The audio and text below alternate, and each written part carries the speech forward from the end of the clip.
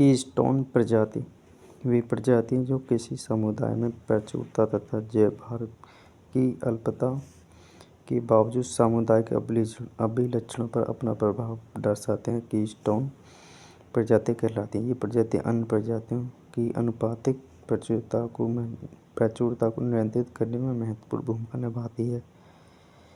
केवल कुछ ही प्रजातियां कीस्टोन प्रजाति की तरह कार्य करती तथा अन्य प्रजातियां क्रांतिक कड़ी प्रजातियों के रूप में कार्य करती हैं। हालांकि कुछ क्रांतिक कड़ी प्रजातियां अन्य प्रजातियों के लिए भोजन व्यवस्था, परागण, बीजों तथा फलों के परिक्षेपण में महत्वपूर्ण भूमिका निभाती हैं।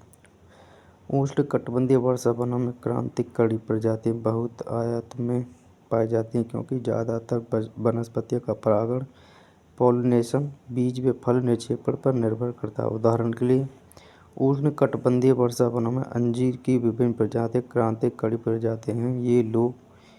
ये प्रचुर मात्रा में फलों का उत्पादन करती हैं। भोजन के अभाव के समय ये फल बंदरों, पक्षियों, चमगादड़ों द्वारा खाए जाते हैं। इस प्रकार अंजीर के वृक्षों को सुरक्षित रखने से उनके ऊपर निर्भर रहने वाले प्राणियों का भी संरक्षण होता है। अब आता है पारिस्थितिकीय तंत्र के लिए अन्य महत्वपूर्ण प्रजातियां। फाउंडेशन प्रजाति जैसे फाउंडेशन प्रजाति अन्य प्रजातियों के निर्माण व संरक्षण में मुख्य भूमिका निभाती हैं।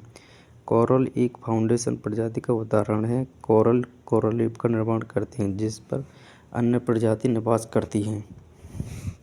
जैसे अम्ब्रेला प्रजाति के निर्धारण का कोई अंतर्राष्ट्रीय मानक नहीं है, लेकिन सामान्य परिभाषा में ये प्रजाति प्रस्तुत पारास वाले होते हैं जिस पर अन्य प्रजातियां निर्भर करती हैं। यह बहुत हद तक कीस्टोन प्रजाति की तरह ही होती है। इसका संरक्षण उसी निवास में रहने वाले अन्य प्रजातियों के लिए भी संरक्षण का कार्य करता है। सामान्यतः अम्ब्रेला प्रजाति सापेक्षिक रूप से उच्च कोशिकीय एवं विशाल काया वाले होते हैं। जैसे northern spotted owl, tiger, grizzly bear. जैसे दूसरी आती है सांकेतिक प्रजाति, इंडेक्टर स्पीशीज। सांकेतिक प्रजाति से अभिप्राय किसी एक पौधा या जंतु की प्रजाति से है जो पर्यावरण परिवर्तन के लिए बहुत संवेदनशील होता है। इसका अर्थ यह है कि यह प्रजाति पारिस्थितिकीय तंत्र की हानि से तुरंत प्रभावित होती है, जिससे एक चेतावनी के रूप में इसका प्रयोग किया जा सकता है।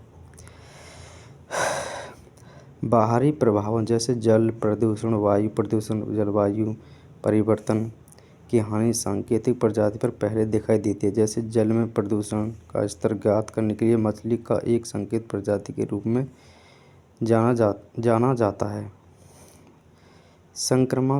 संक्रमिका तथा कोर प्रभाव।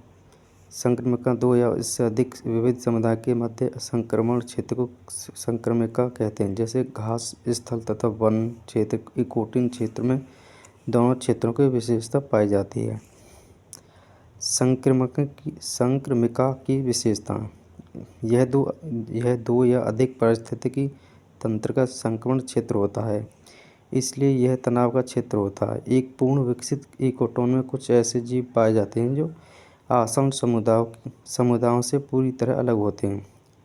संक्रमिका बहुत छोटे क्षेत्र, चारागाह और जंगल के बीच से लेकर वे बहुत विशाल क्षेत्र, जंगल और रेगिस्तान के बीच तक फैल सकता है।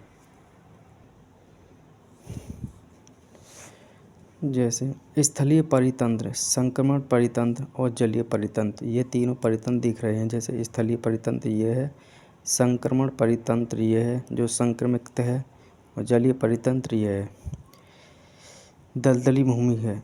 जैसे कोर प्रभाव एक पारिस्थितिकी अवधारणा है जहाँ दो परितंत्र आपस में मिलते हैं, वहाँ विशाल विविधता पाई जाती है। इस कोर प्रभाव में जहाँ दो क्षेत्र परस्पर व्याप्त ओवरलैप होते हैं, वहाँ दोनों क्षेत्रों की प्रजातियाँ पाई जाती हैं। जैसे कोर प्रभाव के कुछ उदाहरण, जैसे नदी तट के किनारे घास का मैदान। जैसे नदी है, इसके तट के किनारे घास का मैदान दिख रहा है जो, जहाँ पर्वत व घाटी मिलती है। जंगलों के अंतिम बिंदु, जहाँ एस्चुरी समुद्र से मिलती है।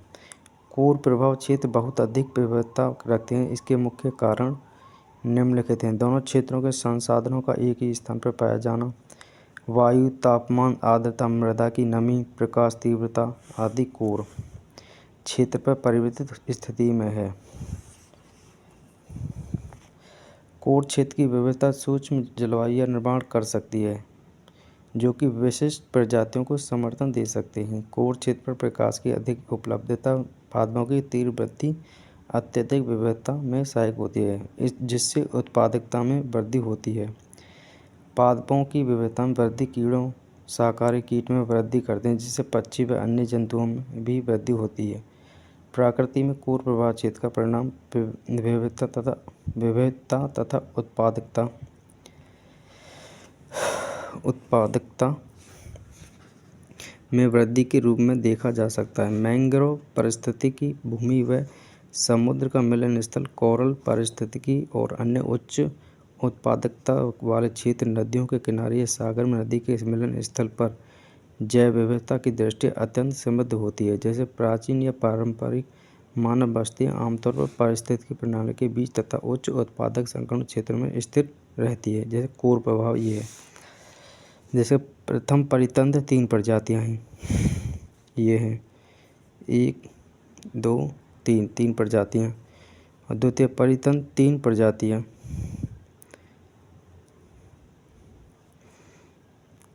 ये 9 प्रजातियाँ हैं टोटल।